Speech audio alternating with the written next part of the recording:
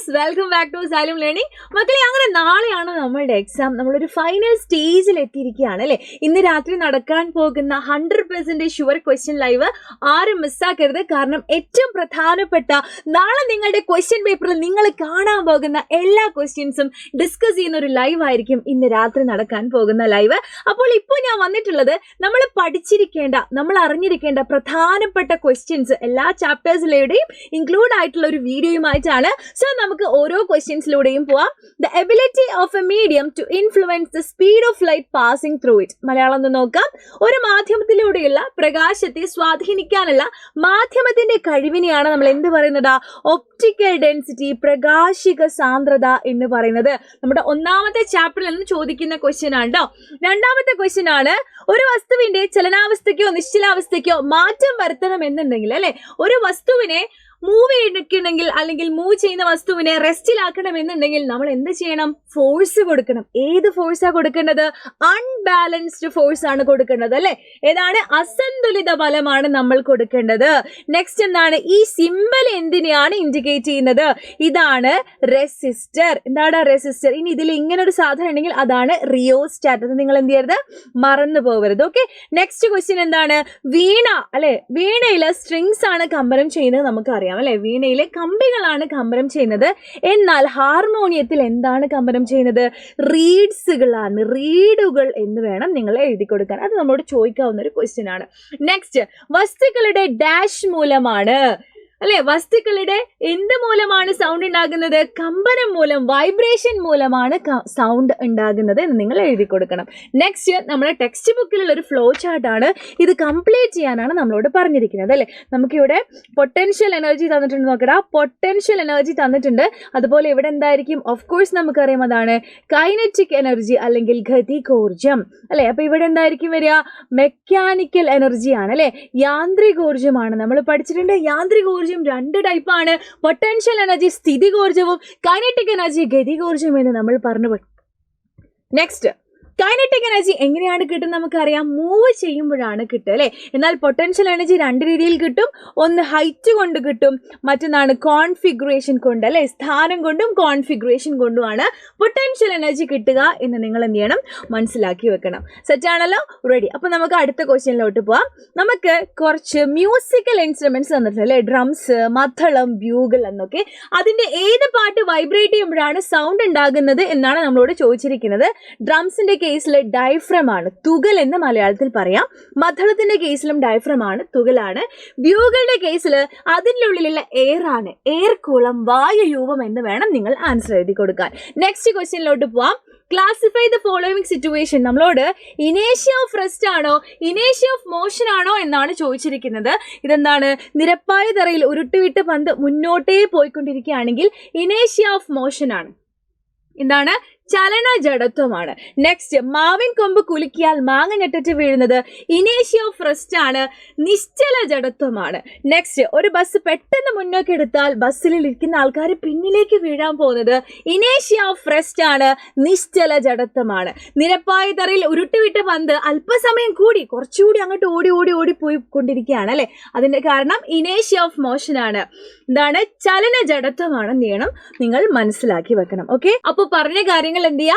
ഓർത്ത് വെക്കുക കേട്ടോ. അപ്പൊ നെക്സ്റ്റ് ക്വസ്റ്റ്യൻ ആണ്, നമുക്ക് രണ്ട് സ്റ്റേറ്റ്മെന്റുകൾ തന്നിട്ടുണ്ട്. അത് ട്രൂ ആണോ ഫാൾസ് ആണോ എന്ന് പറയും വേണം. എന്താണ് അവിടെ തെറ്റുള്ളതെന്ന് എഴുതി കൊടുക്കുകയും വേണം കേട്ടോ.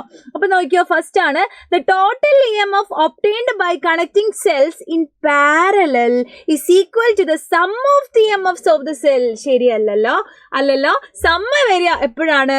അത് ശ്രേണി രീതിയിൽ കണക്ട് ചെയ്യുമ്പോഴാണ്. ഇവിടെ സമാന്തരം എന്നാണ് കൊടുത്തിരിക്കുന്നത്. അപ്പൊ നമ്മൾ എന്ത് കൊടുക്കണം? ശ്രേണിയാണ്. എന്താണ്? സീരീസ് കണക്ഷൻ എന്ന് നമ്മൾ അവിടെ എഴുതി കൊടുക്കണം അല്ലെ. ഇപ്പൊ ഇവിടെ തനിക്ക് തെറ്റാണ്, തെറ്റ് തിരുത്തുമ്പോൾ എങ്ങനെയാണ്? ഇവിടെ സീരീസ് എന്ന് നിങ്ങൾ കൊടുക്കണം. സമ്മ കിട്ടിയപ്പോഴും സീരീസ് ശ്രേണിയിലായിരിക്കുമ്പോഴാണ് അല്ലെ.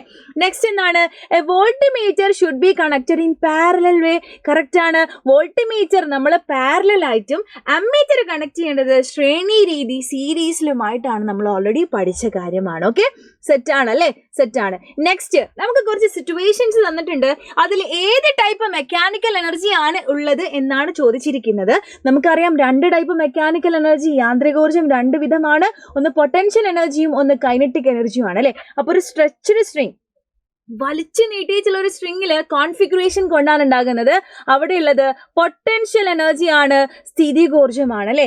2 ടൈപ്പ് എനർജിയാണ്, പൊട്ടൻഷ്യൽ എനർജി സ്ഥിതികോർജവും കൈനറ്റിക് എനർജി ഗതികോർജവും ഉണ്ട് അല്ലെ. പൊട്ടൻഷ്യൽ എനർജി 2 രീതിയിൽ കിട്ടും. ഒന്ന് കോൺഫിഗറേഷൻ കൊണ്ട് അല്ലെ, നമ്മളെ സ്പ്രിങ്, റബ്ബർ, ഇലാസ്റ്റിക് ഒക്കെ നമ്മളിങ്ങനെ വലിച്ചു നീട്ടി കഴിഞ്ഞാൽ അല്ലെ നമ്മൾ വിടുന്ന സമയത്ത് അല്ലെ ഭയങ്കര വേദനയാണ് അല്ലെ. എന്താണ് അതിൽ പൊട്ടൻഷ്യൽ എനർജിയാണ് സ്റ്റോർ ആയിട്ടുള്ളത്. അത് വിടുമ്പോൾ എനർജി അല്ലെ, അതുകൊണ്ട് കാരണം നമുക്ക് നന്നായിട്ട് വേദനിക്കുന്നത്.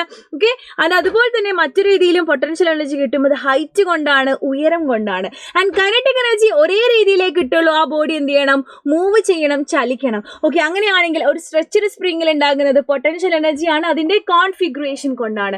Next, a bullet fired from a gun അല്ലെ, ഒരു തോക്കിൽ നിന്നും പായുന്ന വെടിയുണ്ടെന്നാണ്, മൂവിംഗ് ആണ്, അത് ചലിച്ചുകൊണ്ടിരിക്കുകയാണ്. സോ അതിനുണ്ടാകുന്നതാണ് കൈനറ്റിക് എനർജി ഗതികോർജം. നെക്സ്റ്റ് എന്താണ്, ഒരു നിശ്ചിത ഉയരത്തിൽ സമവേഗത്തോടെ പറക്കുന്ന പക്ഷിയിലെ a bird flying at a certain height with a constant speed. ഒരു പക്ഷി പറന്നുകൊണ്ടിരിക്കുകയാണെങ്കിൽ അത് ചലിച്ചുകൊണ്ടിരിക്കുകയാണ്. സോ അതിനെന്തുണ്ടാകും, കൈനറ്റിക് എനർജി ഗതികോർജം ഉണ്ടാവും. അതിന്റെ പോലെ തന്നെ അല്ലെ, അതോടൊപ്പം തന്നെ ആലോചിച്ചോ, ഒരു നിശ്ചിത ഉയരത്തിലാണത് പറന്നുകൊണ്ടിരിക്കുന്നത്. സോ ഉയരം കൊണ്ടുണ്ടാകുന്ന പൊട്ടൻഷ്യൽ എനർജിയും അതിനുണ്ടാകും. അപ്പൊ 2 ടൈപ്പ് എനർജിയും ആ സമയത്ത് അതിനുണ്ടാകും.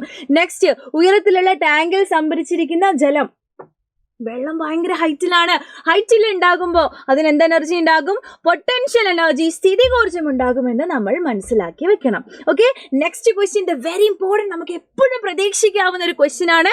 നമുക്ക് 2 റെസിസ്റ്റേഴ്സ് തന്നിട്ടുണ്ട്, 2 ഓമും 4 ഓമും അല്ലെ. അവർ നമ്മൾ എന്ത് ചെയ്യണം, സീരീസിൽ കണക്ട് ചെയ്യണം, ശ്രേണി രീതിയിൽ കണക്ട് ചെയ്യണം. ആൻഡ് അതിൽ എന്ത് വേണം, ഒരു സ്വിച്ച് വേണം, ഒരു 3 വോൾട്ട് ബാറ്ററിയും വേണം.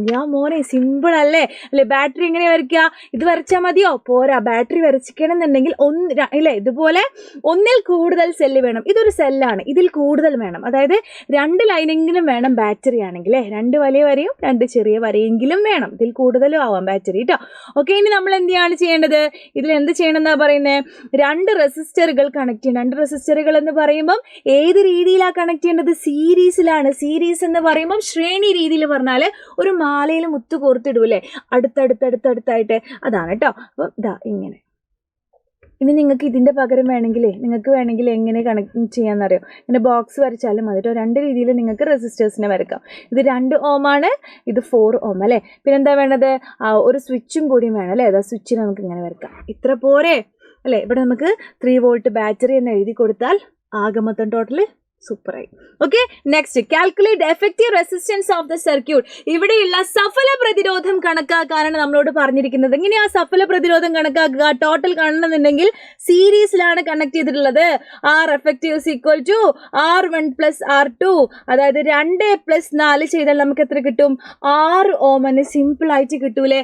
Next question, calculate the current in the circuit. മോനെ വളരെ സിമ്പിൾ ആണ് അല്ലെ.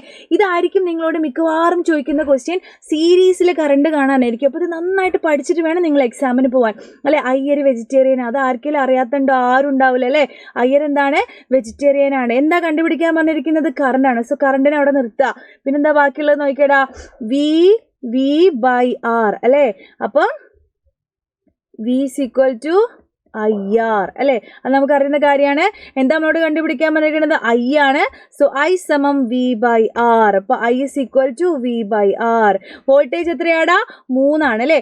അപ്പോൾ 3 / നമുക്ക് എത്രയാ, 6 കിട്ടിയത്, 6 തന്നെ കിട്ടിയില്ലേ, 6 സോ 3/6 എന്ന് പറഞ്ഞാൽ 1/2.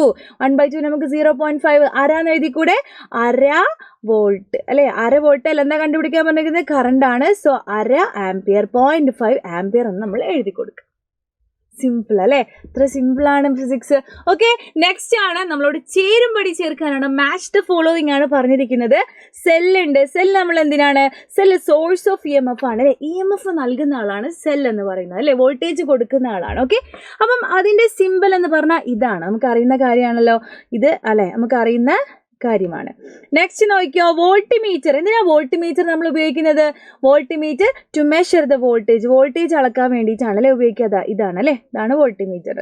Next ammeter. അമ്മീറ്റർ നമ്മൾ ഉപയോഗിക്കുന്നത് കറണ്ട് അളക്കാൻ വേണ്ടിയിട്ടാണ്, to measure the current. So അത് നമുക്ക് എന്ത് ചെയ്തു, കിട്ടിക്കഴിഞ്ഞു. എത്ര സിമ്പിൾ ആണ് അല്ലേ. ഇനി അടുത്ത ക്വസ്റ്റ്യൻ ആണ്, ഇത് ഷുവറായിട്ട് നിങ്ങളോട് ചോദിക്കുന്ന ക്വസ്റ്റ്യൻ ആണ്. Law of conservation of energy, ഊർജ്ജ സംരക്ഷണ നിയമവുമായി ബന്ധപ്പെട്ട ക്വസ്റ്റ്യൻ ആണ്. ഇത് പഠിക്കാതെ നിങ്ങൾ എക്സാമിന് പോകാൻ പാടില്ല. ആൻഡ് ഈ കാര്യങ്ങളെല്ലാം ഇന്ന് രാത്രി നടക്കാൻ പോകുന്ന 7 മണിക്ക് ഈ ചാനലിൽ നമ്മൾ നടത്താൻ പോകുന്ന 100% ഷുവർ ക്വസ്റ്റ്യൻസ് എന്ന് പറയുന്ന ലൈവിൽ ഉറപ്പായിട്ടും ഡിസ്കസ് ചെയ്യുന്നുണ്ടാകും. അപ്പോൾ എല്ലാ കുട്ടികളും കറക്റ്റ് ടൈമിൽ 7 മണിക്ക് തന്നെ നമ്മുടെ ലൈവിൽ ജോയിൻ ചെയ്യുക. ഇത് മാത്രമല്ല, നാളെ എക്സാമിന് വരാൻ പോകുന്ന എല്ലാ ടൈപ്പ് ക്വസ്റ്റ്യൻസും നമ്മൾ എന്ത് ചെയ്യടാ ഇന്ന് രാത്രിയിലെ ലൈവിൽ സെറ്റ് ആക്കും. സോ നമുക്ക് ലൈവിൽ കാണാം. ബൈ.